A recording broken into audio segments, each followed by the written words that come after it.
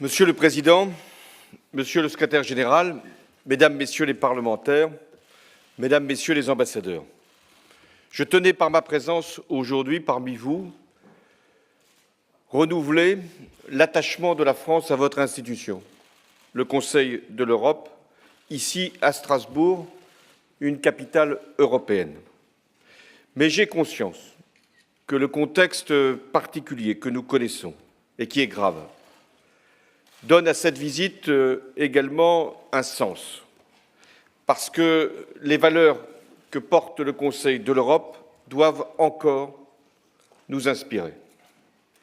François Mitterrand, qui était au Congrès de La Haye en 1948, rappelait toujours que l'enjeu européen, c'était de sauver les libertés acquises et de les étendre au bénéfice de tous. Et c'est ce que votre Conseil a pu faire tout au long de ces dernières années.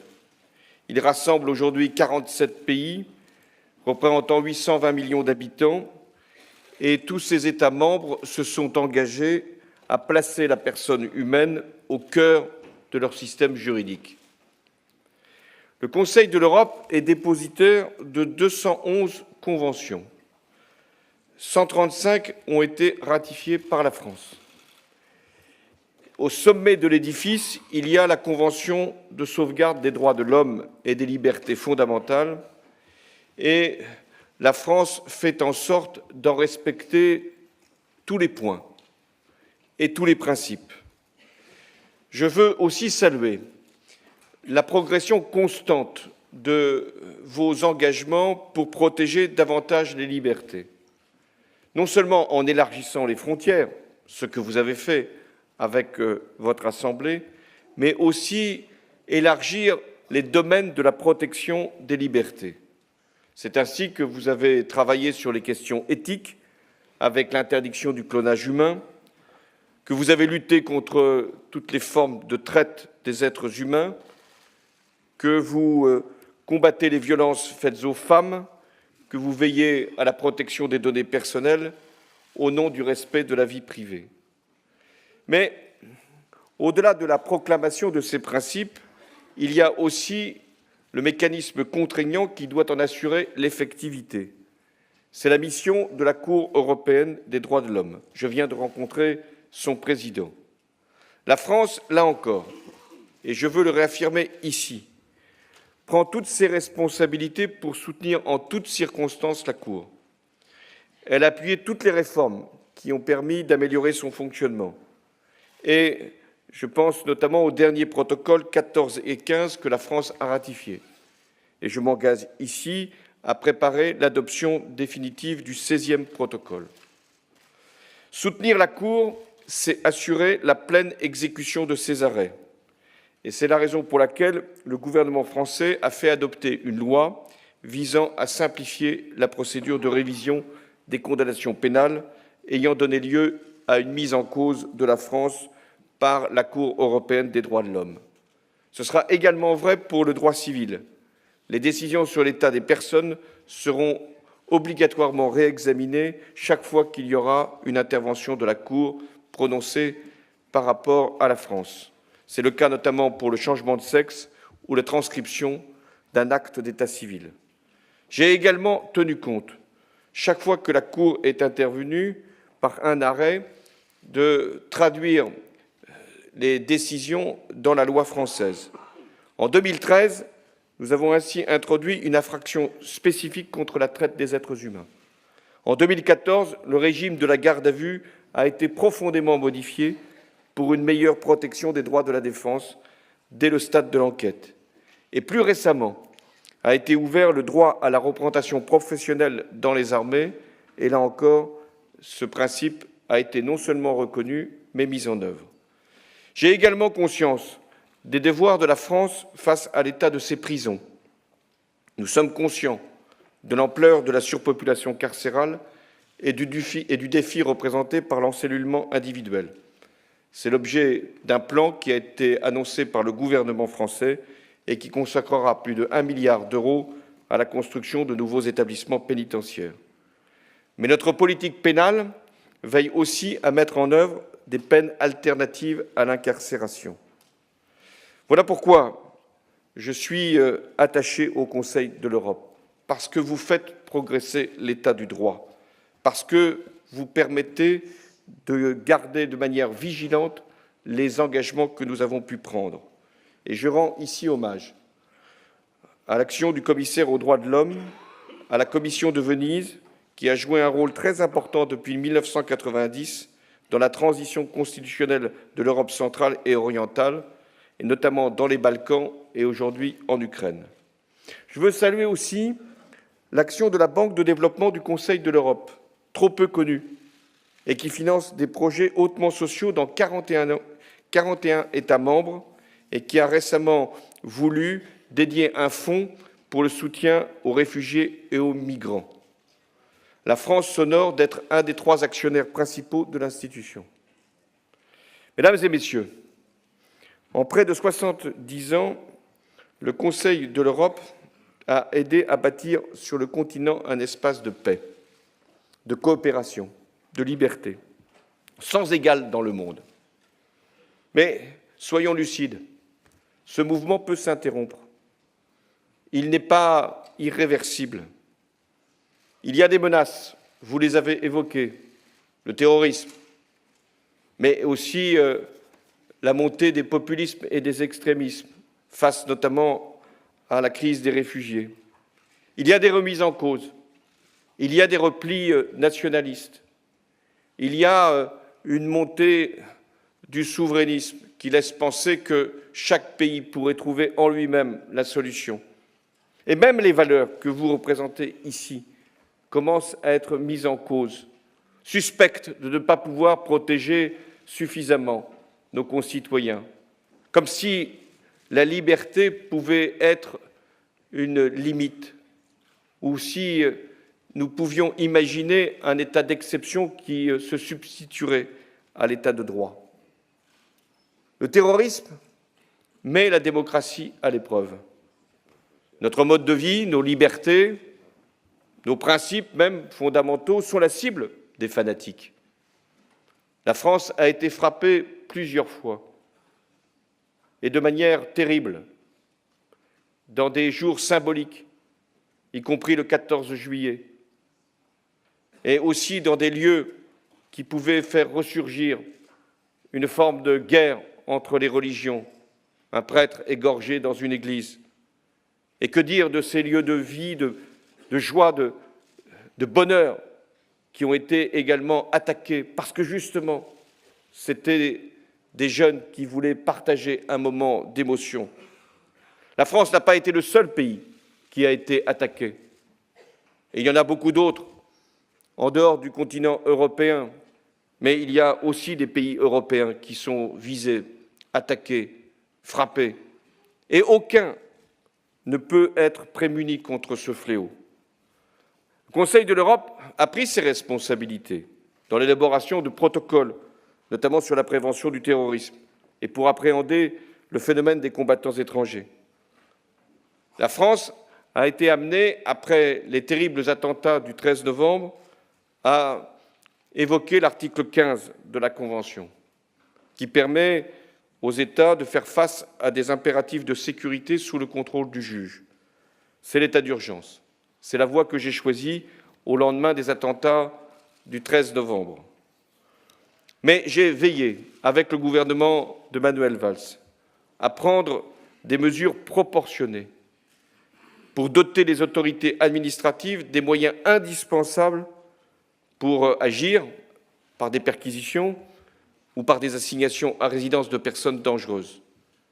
Et le Parlement a été amené à se prononcer. Plusieurs lois ont été votées en France depuis 2014 pour renforcer nos moyens contre le terrorisme. Toutes ces lois ont été validées par le Conseil constitutionnel et ont pu être ici regardées par vous.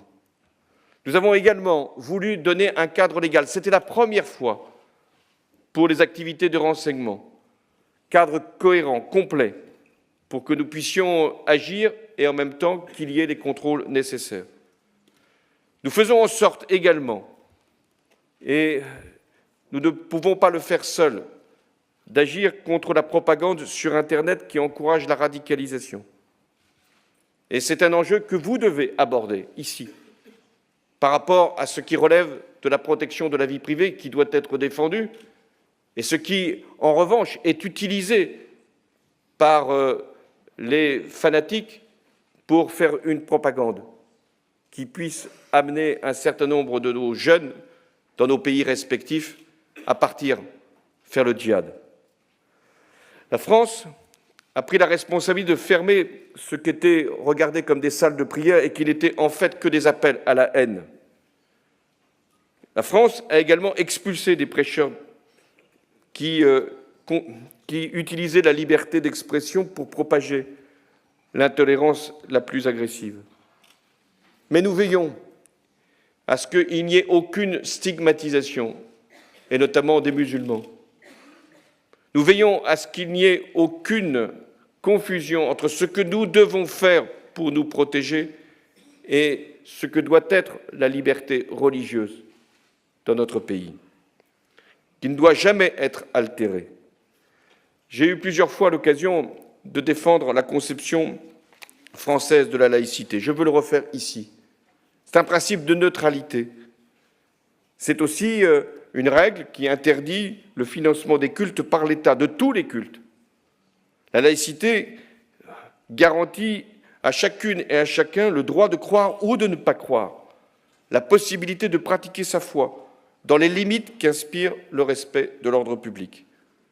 Ces règles ne sont pas le fruit de lois de circonstances, mais reposent sur des principes qui ont été posés il y a plus de 100 ans et aujourd'hui nous permettent de faire respecter la liberté de conscience avec fermeté et aussi de faire en sorte que puissent être poursuivies les provocations qui peuvent mettre en cause la vie en commun.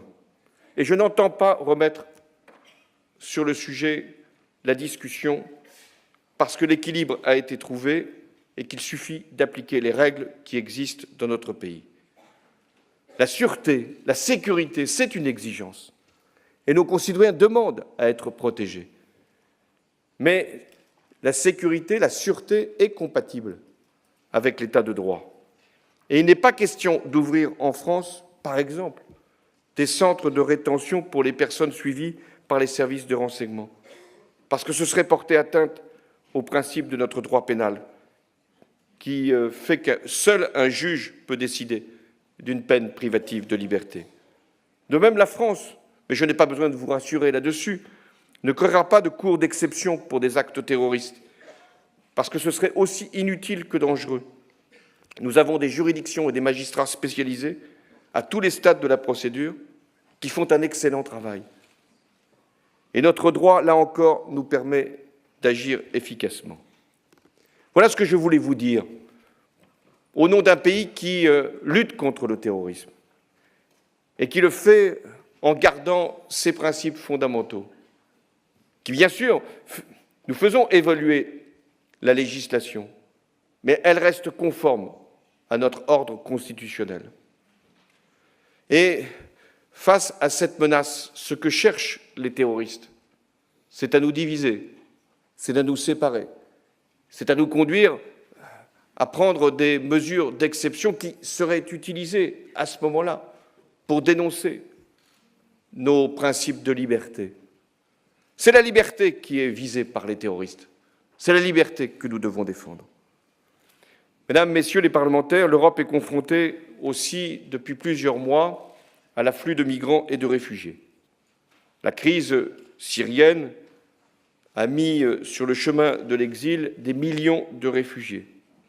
Beaucoup ont rejoint les camps en Jordanie, au Liban, en Turquie, et je veux saluer ces pays qui font l'effort principal.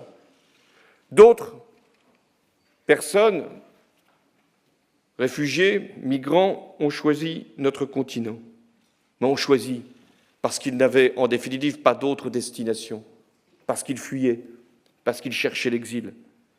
L'Europe a tardé à trouver une réponse commune. Cette réponse, elle passe par le contrôle effectif des frontières extérieures de l'Europe. C'est la condition pour pouvoir justement accueillir dignement les réfugiés, reconduire les migrants qui ne relèvent pas de ce droit et être capable de poser des règles et de les faire respecter, y compris même de répartir l'effort pour l'accueil des réfugiés. Sans ces règles, sans cette protection des frontières, sans des gardes-côtes européens, sans la capacité de pouvoir savoir ce qui relève du droit et ce qui n'en relève pas, je parle du droit d'asile, alors l'Europe se déchirera et l'Europe peut se disloquer sur cette question même de l'accueil des réfugiés. La France a pris des engagements. Elle les honorera. 30 000 réfugiés venant de Grèce, d'Italie et de Turquie d'ici 2017 seront accueillis par la France. De la même manière, nous poursuivrons le programme de réinstallation mis en œuvre avec le Haut Comité des réfugiés au Liban et en Jordanie. Nous faisons aussi face, en France, à la présence de réfugiés et de migrants sur notre territoire. Et je sais que vous êtes attentifs à ce qui, hélas, se produit à Calais, où un camp, depuis trop longtemps, avec au moins 7000 personnes, accueille dans des conditions qui ne sont pas dignes des personnes qui ont fui leur pays. C'est la raison pour laquelle j'ai décidé, avec le gouvernement, de démanteler le camp de Calais, de façon à pouvoir accueillir autrement et dignement celles et ceux qui y sont aujourd'hui installés. Toute personne pourra ainsi être hébergée, pouvoir faire ses démarches et, à ce moment-là, être dans le processus du droit d'asile. En revanche, et je l'ai dit à chaque reprise, les personnes qui ne relèvent pas du droit d'asile seront accompagnées. Mais pour l'essentiel, celles et ceux qui sont à Calais relèvent du droit d'asile. Nous faisons aussi en sorte de régler la question des mineurs isolés. Et nous devons le faire, là encore, avec dignité et responsabilité. Cette question est posée avec le Royaume-Uni. Et nous engageons des discussions pour que ces mineurs isolés, qui ont des proches au Royaume-Uni, puissent les rejoindre. C'est aussi une condition pour démanteler le camp de Calais. Ce sera une opération humanitaire, puisque chacun se verra proposer une place dans un centre. Et nous avons créé et ouvert des centres d'accueil et d'orientation pour pouvoir justement régler la question de Calais et d'autres campements, notamment à Paris. Toute personne aura une solution, parce que c'est la responsabilité de la France, mais c'est aussi la responsabilité de tous ceux qui doivent comprendre qu'il n'est pas possible de démanteler un camp comme celui de Calais sans qu'il y ait des solutions qui soient proposées sur l'ensemble du territoire. Mesdames et Messieurs les parlementaires, les valeurs du Conseil de l'Europe inspirent l'action diplomatique de la France, aux frontières même de l'Union et de notre continent.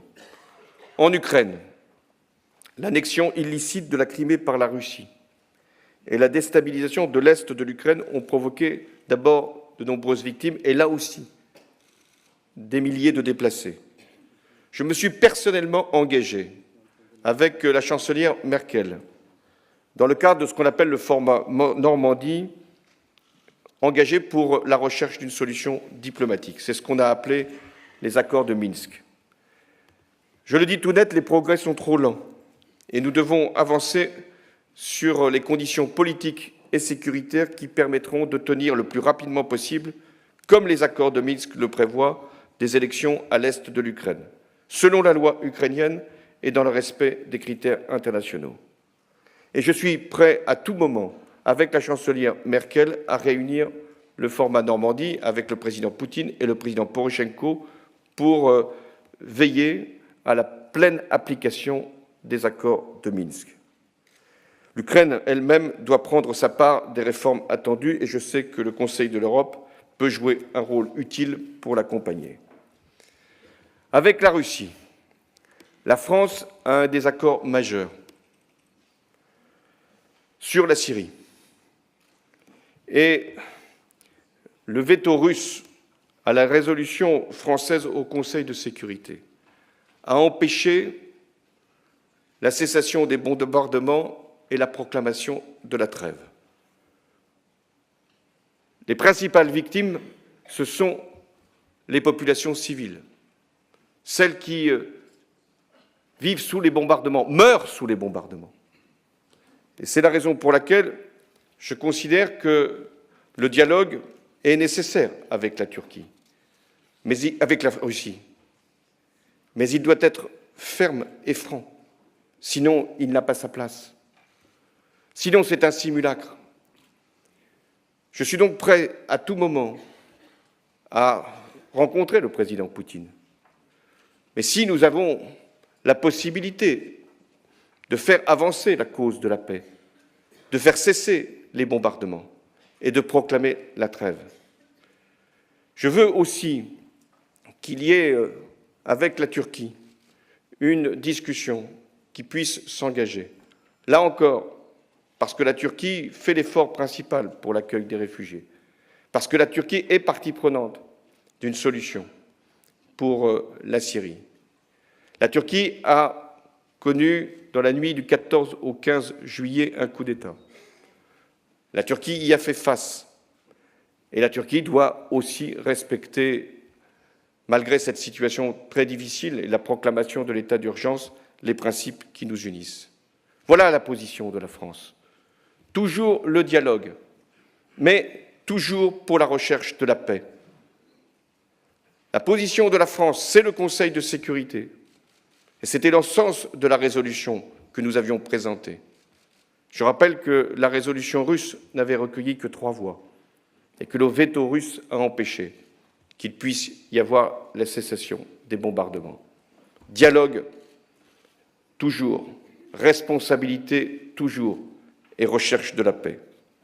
Je voulais parler de la Syrie ici, parce que c'est pour la communauté internationale un défi, où elle trouvera là son honneur pour régler cette situation, ou alors ce sera sa honte de voir autant de Syriens obligés de quitter leur foyer, autant de familles massacrées, et le terrorisme qui s'y est installé sur ce terreau-là et qui nous frappe de Syrie par sa propagande, mais aussi par les terroristes qu'elle y envoie en Europe.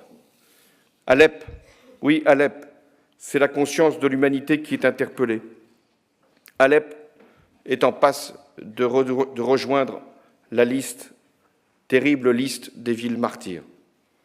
Mesdames et messieurs, je voulais lancer cet appel ici, parce que c'est ici que les valeurs, les principes, l'espérance de la paix ont été forgés. C'est ici qu'au lendemain de la Seconde Guerre mondiale, il a été possible de lancer ces appels pour la paix. C'est ici qu'a été voulue l'unification, qu'ont été accueillis des pays qui jusque-là étaient dans le totalitarisme et sous la dictature. Et cette œuvre-là du Conseil de l'Europe n'est pas achevée. Au contraire, dans ces circonstances, dans ce contexte, celui que j'ai évoqué, plus que jamais, nous avons besoin du Conseil de l'Europe. En 2019, le Conseil de l'Europe célébrera son 70e anniversaire. La France présidera son comité des ministres et elle se tient prête à organiser un sommet, le 4e, pour lui donner un nouveau cap. Voilà le message que je voulais délivrer devant vous, au nom des valeurs qui nous unissent, parce que la France est aux côtés du Conseil de l'Europe, et je suis sûr que le Conseil de l'Europe est aux côtés de la France pour toutes les démarches qui sont utiles à la paix, à la liberté et à la démocratie. Merci.